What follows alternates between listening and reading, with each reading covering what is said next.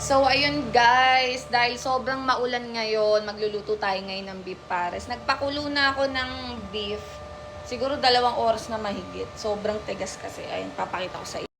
Ayan, napakuluan ko na siya. Sobrang lambot na niyan guys. So, kaya, igigisa na natin. Samahan nyo ako magluto. Magigisa na tayo guys.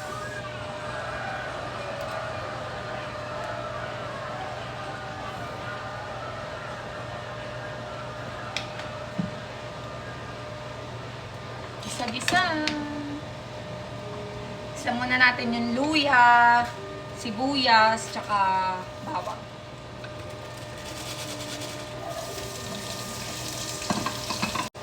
So guys, isusunod na natin yung mga naiiwang beef. Lagay na natin.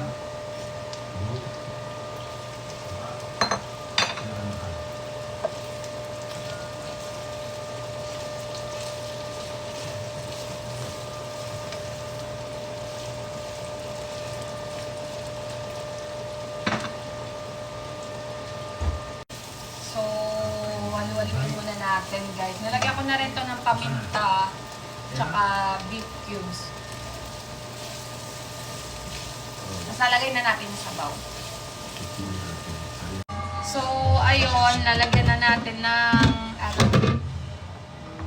lalagyan na natin siya ng sabaw. So, maglalagay na lang tayo ng cornstarch. Ihalo muna natin siya sa mainit na tubig para matunaw bago natin siya ihalo. Mamaya. Kasi, titimplahan muna natin siya ng lasa.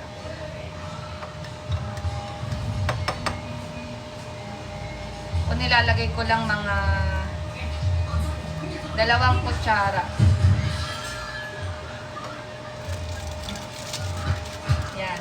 Tansyahin muna natin yung lapot niya kasi baka sobrang lapot na. Maglalagay muna pala akong oyster. Konti lang.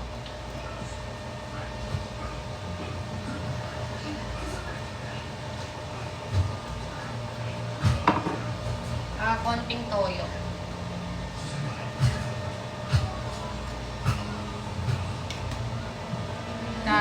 Haluin na natin.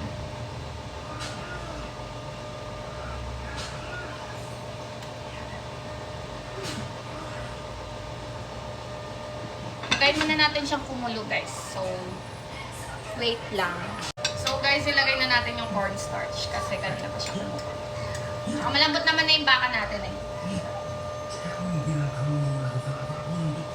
Tansyahin muna natin, baka naman kasi sobrang lumapot. Tapos, sinaan muna natin yung apoy.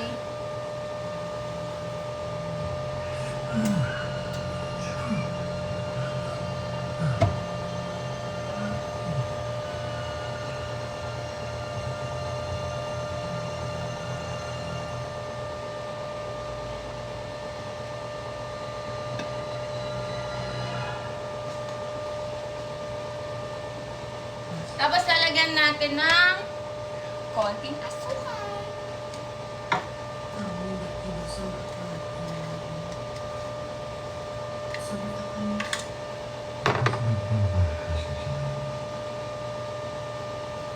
Tansyahin muna natin yung lapot guys. Pwede naman na tayo magdagdag pagtapos makita kung malapot na ba para sa inyo, sa mga nagkakain, gano'n.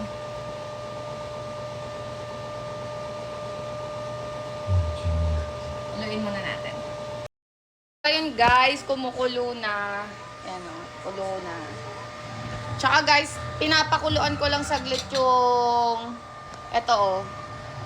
Yung noodles para sa pares. Kasi pag nagpapares ako sa kanto namin sa Caloocan, gusto ko laging may noodles. So, kailangan ko lagyan para sa akin. Ayun guys, pinapakuluan ko lang saglit yung noodles. Kasi ayan. So, ayun guys, ang init. Kakain na tayo. Ito na. Ang pares with mommy. Combination yan. Kain guys. Kain guys. Ha? Okay na to, te. Tikman muna natin ng ano. Walang keme-keme. Look at this, guys. Ano, Kerry? Lasang pares. Lasang pares. Ano natin?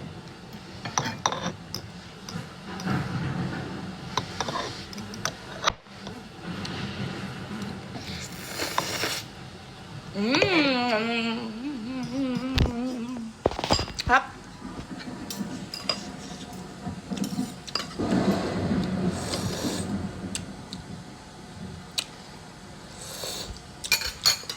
So, ayun lang guys. Thank you.